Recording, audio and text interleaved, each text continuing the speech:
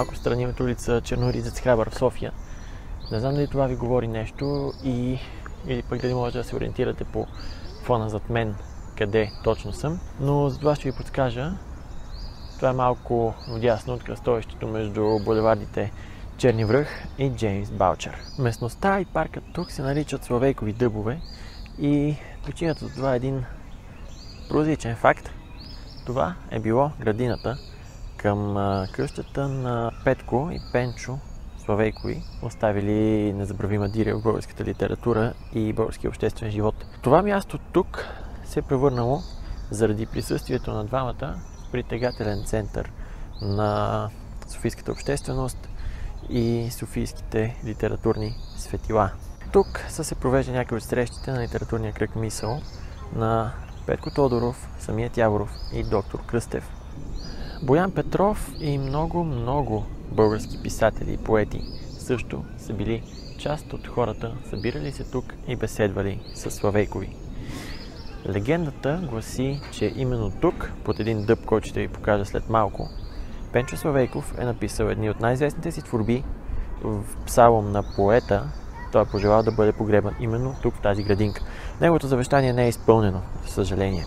Именно това тук зад мен е останалото от стария дъб, под който Петко Славейков е беседвал с общественици и литератори от края на 19 началото на 20 век тук в София.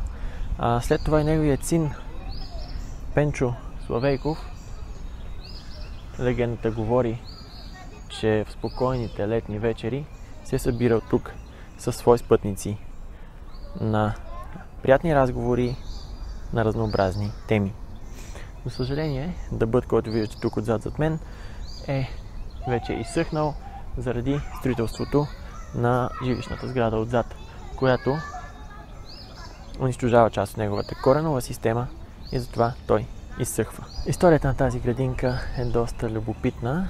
Тя е завещана на Петко Славейков от един турски изселник. В началото територията е била около 10 декара. Впоследствие част от тази територия е била отнемана за построяването на детска градина. Например, преди тук е имало овошки, чист въздух, а в центъра на градинката е имало едно огромно орехово дърво. През 1942 година тук се настаняват немски войници. Построяват тук бараки, в които да се настанят, и те остават тук чак до 60-те години, когато са премахнати. Последното отнемане от територията на парка е за построяването на тази жилищна сграда тук отзад, която според местните прекратява гледката на запад към Витоша.